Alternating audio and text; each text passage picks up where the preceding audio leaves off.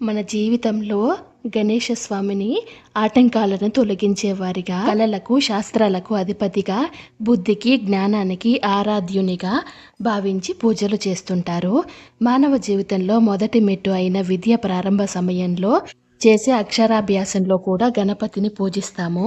ప్రత్యేకంగా యజ్ఞయాగాదులు, హోమాలు, పూజలు, వివాహ క్రతువులు, అన్ని రకాల శుభ కార్యక్రమాలు, నోములు, వ్రతాలు, ప్రార్థనలు ప్రారంభంలో ముఖ్యమైన పనులు, ఇంకా కొత్త పనులు శుభారంభానికి ప్రథమ పూజ్యుడు మన వినాయక స్వామియే కదండి.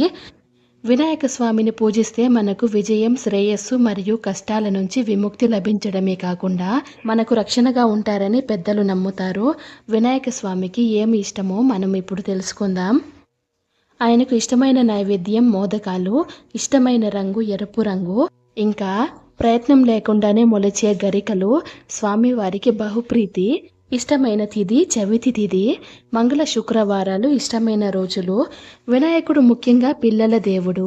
గణాధిపత్యం కోసం జరిగిన పోటీలో తన సోదరుడు అయిన కుమారస్వామిపై వినాయకుడు విజయం సాధించారు. కేవలం తల్లిదండ్రుల పాద పద్మాలే పుత్రునికి గొప్ప తీర్థంగా భావించాడు. కైలాసంలో ఉండి నారాయణ మంత్రాన్ని జపిస్తూ తల్లిదండ్రులకు 3 ప్రదక్షిణలు చేయడం వల్ల సమస్త నదులలో స్నానం ఆచరించిన పుణ్యం వినాయకుడు సాధించాడు.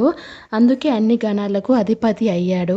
ఇక్కడ అద్భుత రహస్యం, శివకేశవులకు భేదం లేదని చెప్పే ప్రత్యక్ష ప్రమాణం వినాయకుడు నారాయణ మంత్రాన్ని జపించడమే కదండి. ఇప్పుడు మనం గణేశ గాయత్రి మంత్రం విందాం. ఓం ఏకదంతాయ విద్మహే వక్రతుండాయ ధీమహి తన్నో దంతి ప్రచోదయాత్. శ్రీ విఘ్నేశ్వర షోడశ నామావళి.